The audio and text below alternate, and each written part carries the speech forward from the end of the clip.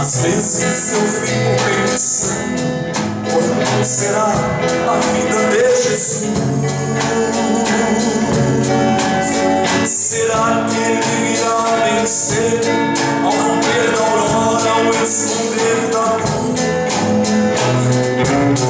Será um dia de grande alegria para os desviados que aqui vão ficar, sabendo que neste momento a igreja subindo está. Ele vem arrebatar seu povo. Ele vem buscar a sua igreja, findou-se a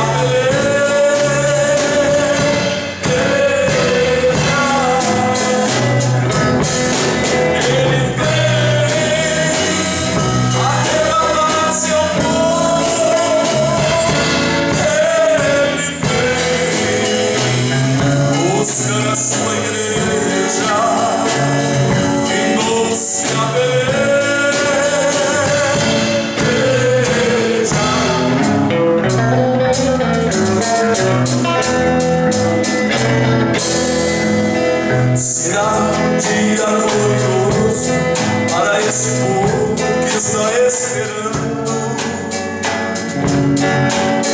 Às vezes passamos por lutas, tristeza e angústia, até mesmo chorando. Mas o crente fiel não desiste, pois ele sabe aonde vai morar. Ali não existe mais lágrima, pois todo pranto Deus ele enxugará. Ele vem arrebatar seu povo.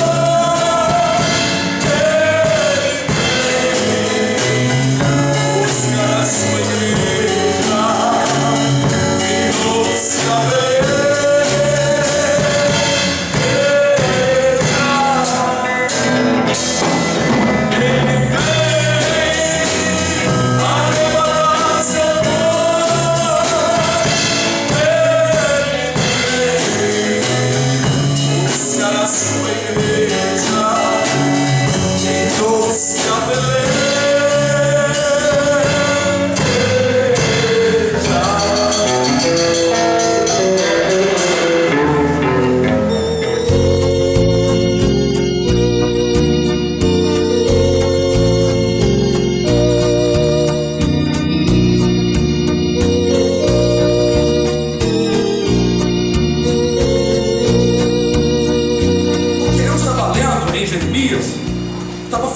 fala sobre a restauração de Israel, o povo judeu. E eu falei com o Senhor, pensei que essa profecia, naquela época, foi para Israel porque era o único povo que se servia com as leis, com os mandamentos. Mas que na verdade, eu pensei que esta palavra, ela se refere não somente a Israel, como muitos teólogos, estudiosos e professores acham e afirmam.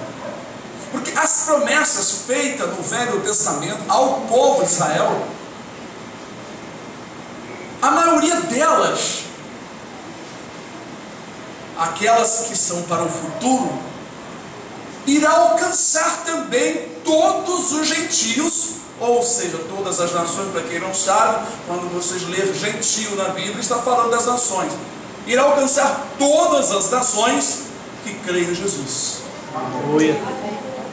E eu fiquei assim maravilhado, que Deus estava me mostrando. Foi uma coisa assim como se o Espírito, o anjo do Senhor, ao meu lado abrisse a Bíblia no lugar, depois me deu um pensamento a respeito da união das nações em Cristo Jesus, e lá me deu em Efésios, quando eu abri a Bíblia a segunda vez, caiu bem no texto, falando o assunto concernente o que eu quero passar para os irmãos, conforme Deus nos ordenou. Aleluia. Então iremos ler em Jeremias 31, no versículo 1 em diante, que diz: naquele tempo, diz o Senhor,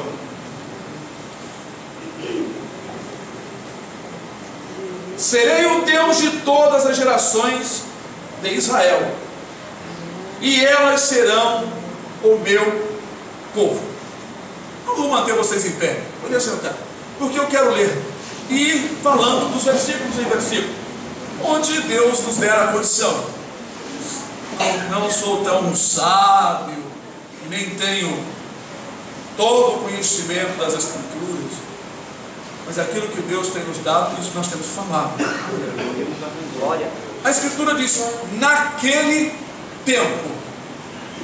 Sabemos que no livro de Eclesiastes diz: há tempo de nascer e tempo de morrer, tempo de chorar, tempo de rir, tempo de costurar e rasgar, tempo de plantar e tempo de colher, tempo de guerra, tempo de paz, tempo de falar, tempo de deixar de falar. Então, para todo o tempo, diz o livro, que há um propósito, há uma finalidade, há um projeto, há um plano. Propósito é isso. Esse propósito vem dos altos céus.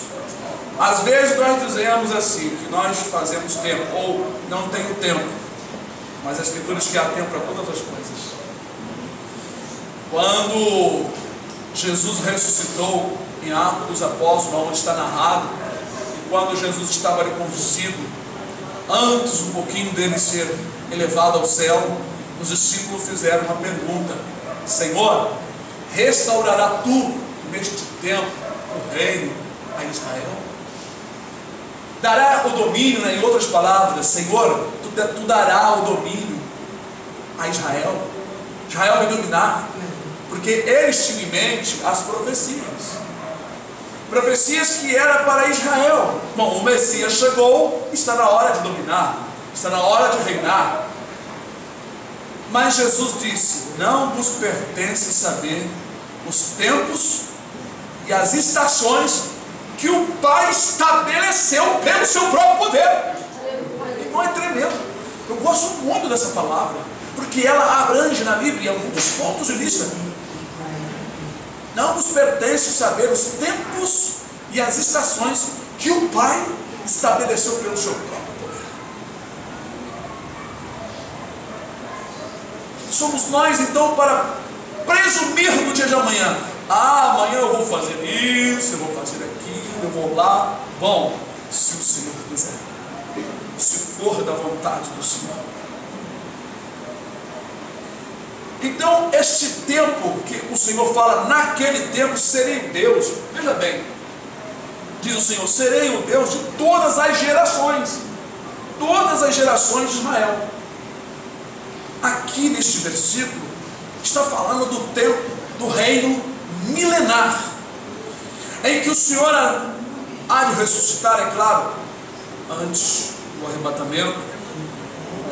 Haverá a ressurreição de todos aqueles dentre o povo de Israel que creram no Senhor, de todas as épocas, de todos os milênios, de todos os tempos dos reis e dos domínios de outras nações, todas as gerações, que entre eles aqueles que permaneceram e foram salvos, farão parte deste versículo, dessa profecia.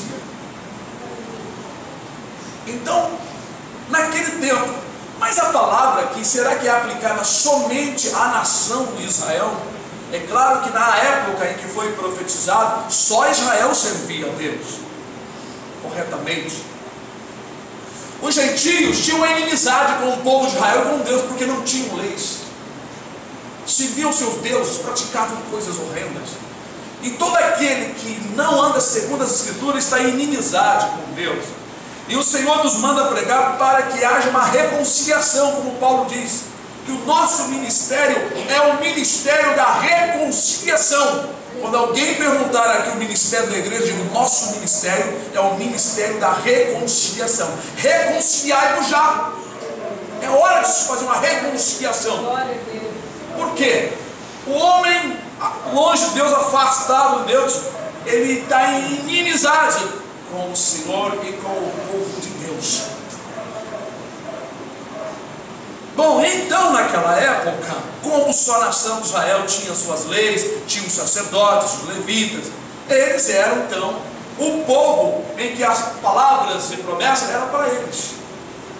Ainda que vez em quando o Senhor falava que os gentios, ou aquela pessoa que era estrangeira, que vivia em Israel, que queria receber as bênçãos, e que se colocasse dentro dos moldes, das leis, ele também ia participar igualmente. Há uma profecia lá no livro de Ezequiel, que todos os estrangeiros que gerarem filho em Jerusalém, se gerar filho significa ter um novo homem, nascer de novo.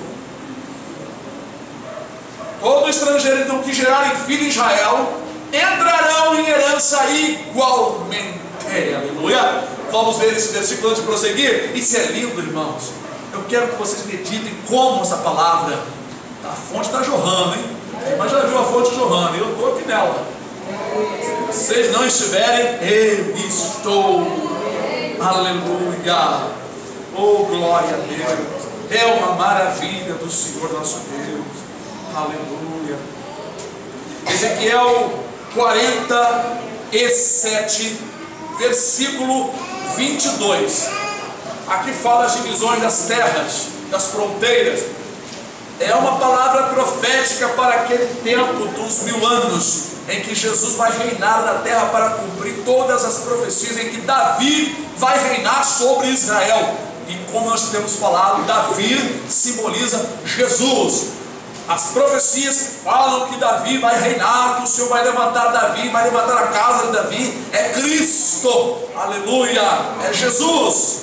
Jesus, o amado de Deus.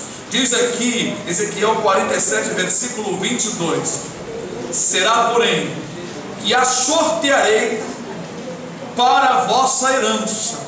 E, aqui que entra, muitos judeus não gostam disso não, hein? E para a dos estrangeiros que peregrinam no meio de vós, que gerarem filhos. Como é que pode? Só quem gerar filho? Ué, será? Mas e o homem que não gera filho? Mas tudo bem, claro, o filho da mulher passa a ser do homem, mas será que está falando de criança, de mulher grávida? Será mesmo que é o pé da letra como está escrito? Os que gerarem filhos no meio de vós, e vos serão como naturais, iguais. A profecia que está aqui, Paulo certamente conhecia esse versículo, ou essa passagem, porque na época não era dividido em versículo. Paulo conhecia esta profecia, e o que ele citou em Efésios e outras passagens é referente ao que o Velho Testamento, Deus deixou algumas pistas, algumas passagens para que pudéssemos refletir.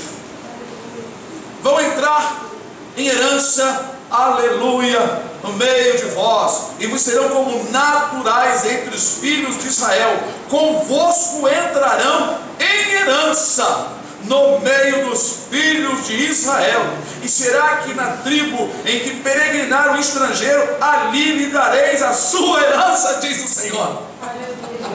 É tremendo. Não tem judeu, não tem grego, não tem lei que venha desfazer esta palavra. Por quê? Porque em Cristo Jesus isso foi fundido.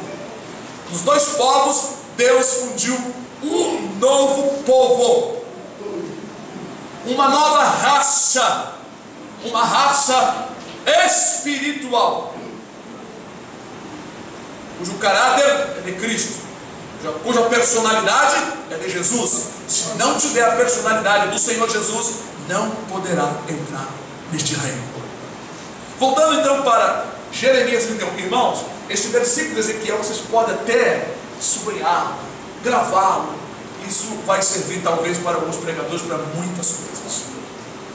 Então diz: naquele dia serei o Deus de todas as gerações, do povo de Israel. Assim diz o Senhor, versículo 2: o povo que escapou da espada achou graça no deserto, Israel mesmo, quando eu fiz descansar.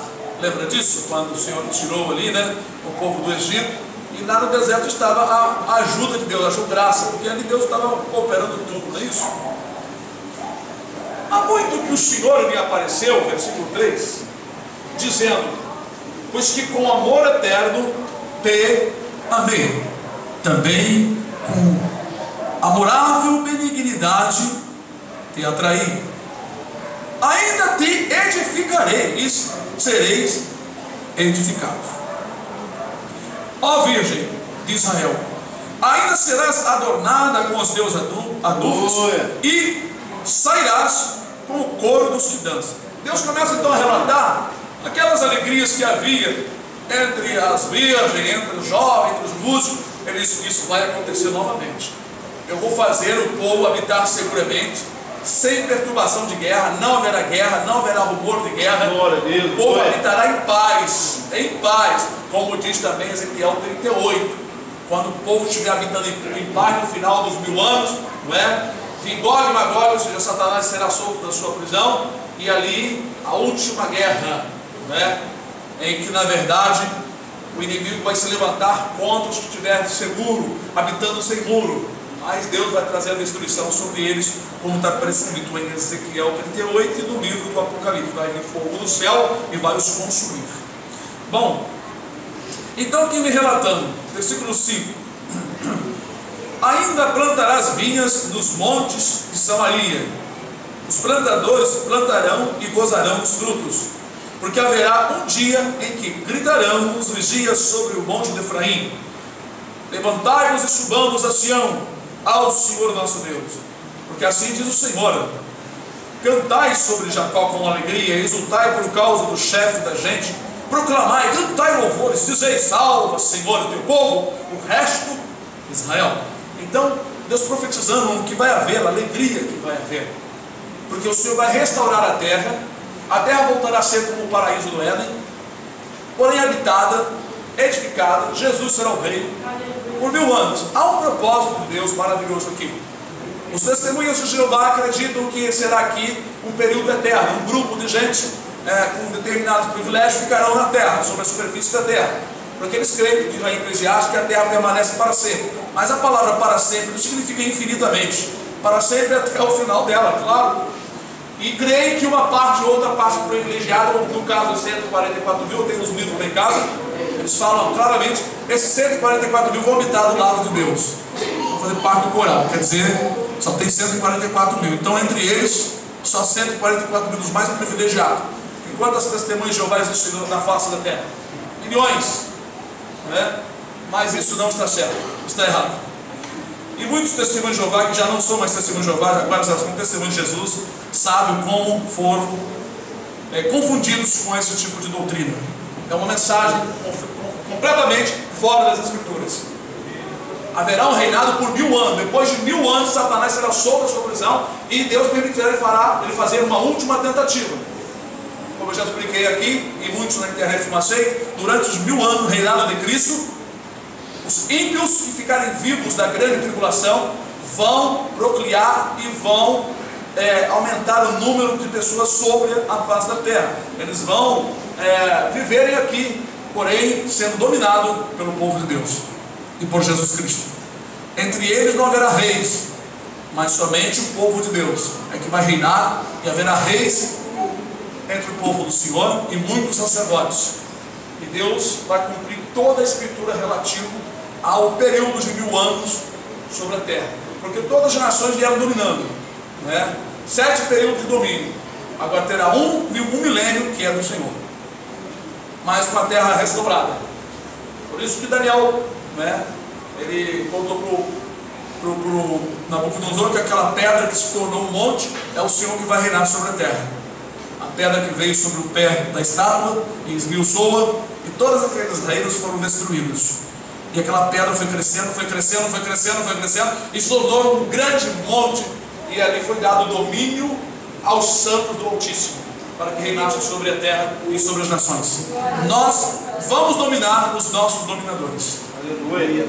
Então, prosseguindo aqui em Jeremias, no versículo 8, que diz assim: eis que os trarei da terra do norte e os congregarei das extremidades da terra, e com eles os cegos e aleijados, as mulheres grávidas e as de parto juntamente, em grande congregação voltarão para aqui. Virão com choro e com súplicas, os levarei, guiá-los-ei aos ribeiros de água, por caminho direito em que não tropeçarão. Presta bem atenção nessas afirmações. Aqui Deus está falando de um tempo em que não haveria nenhuma interferência ruim e maligna.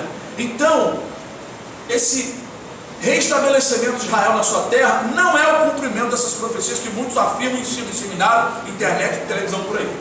Não é.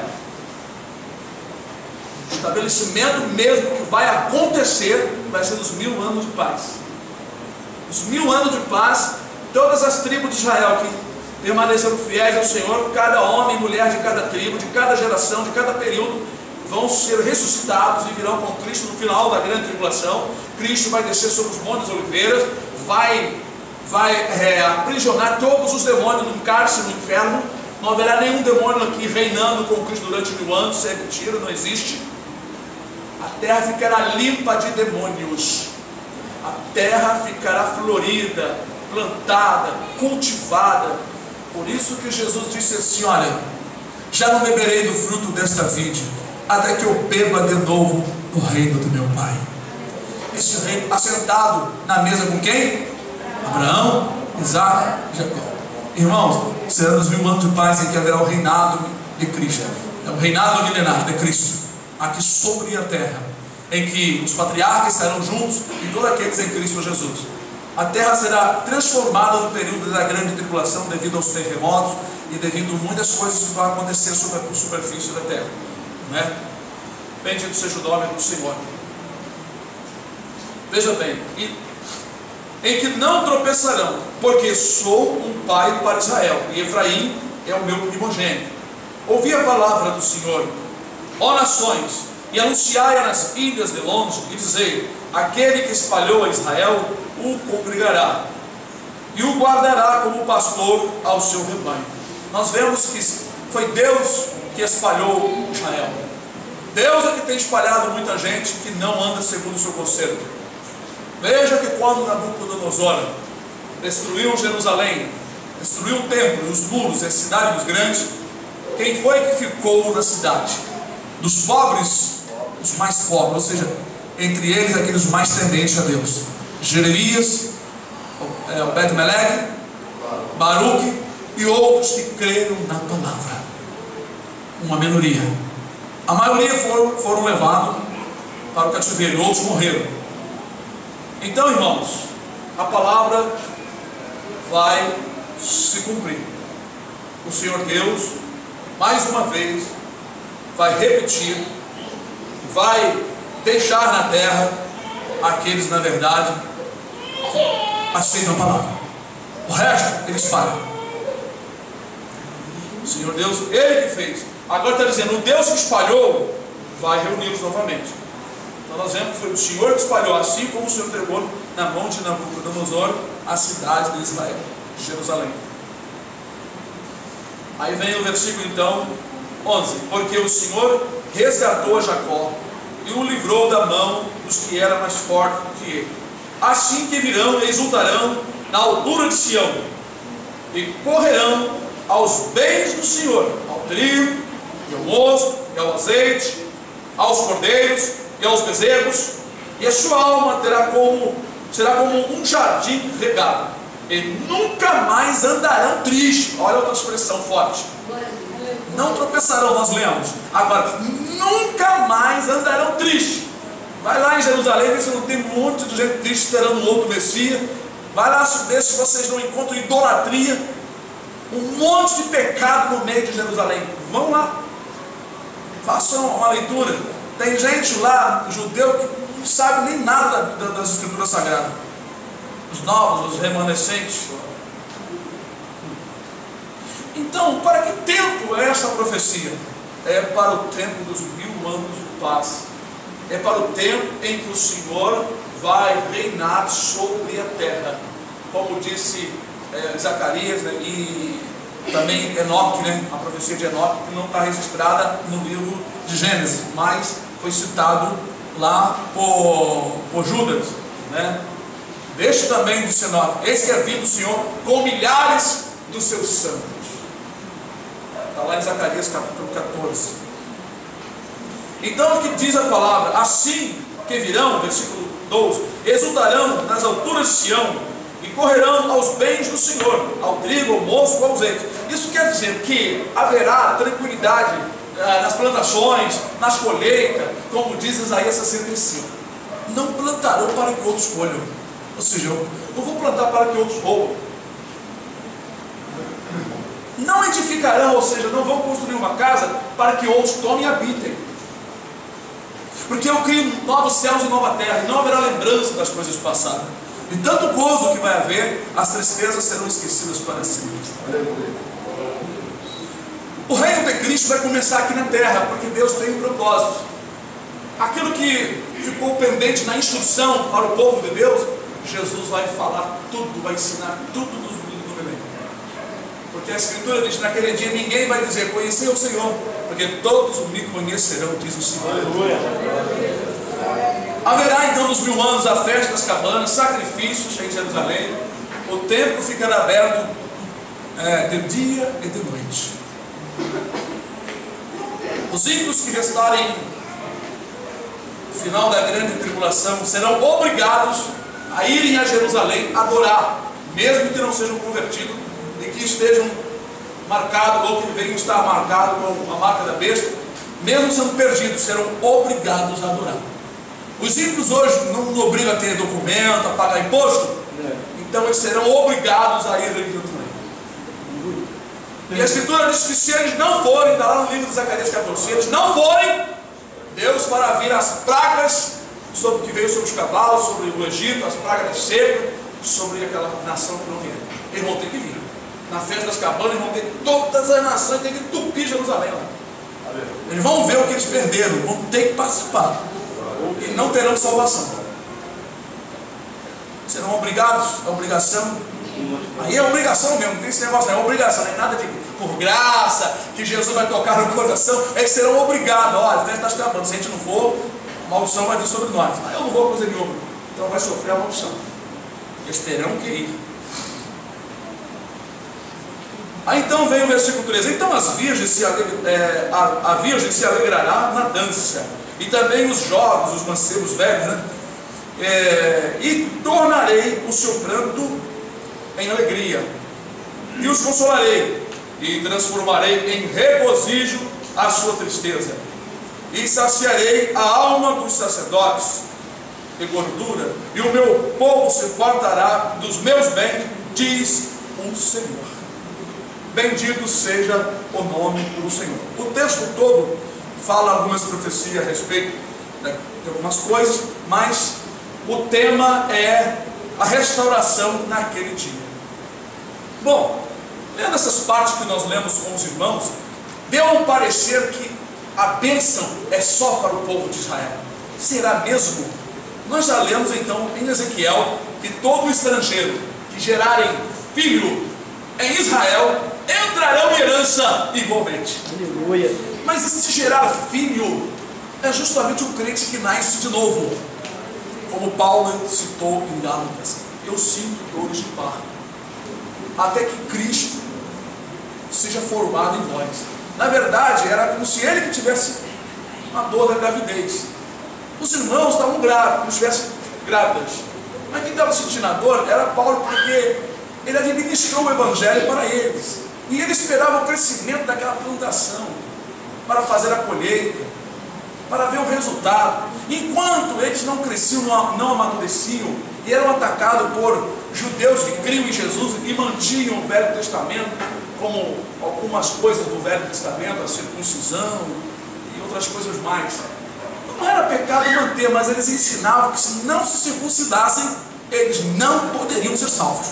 Então era uma doutrina do diabo, forçando os gentios a fazer uma coisa que já não tinha mais valor para aqueles que crescem em Jesus. E não tem mais valor. Se alguém quiser fazer, não é pecado, mas não tem mais valor. Porque a circuncisão era um sinal entre Deus e Abraão, representando o corte do empecilho que Deus ia fazer no coração, a incisão que o Senhor ia fazer no coração do ser humano, com a morte de Jesus Cristo, com a navalha, ou com a navalha de pedra, que era a palavra.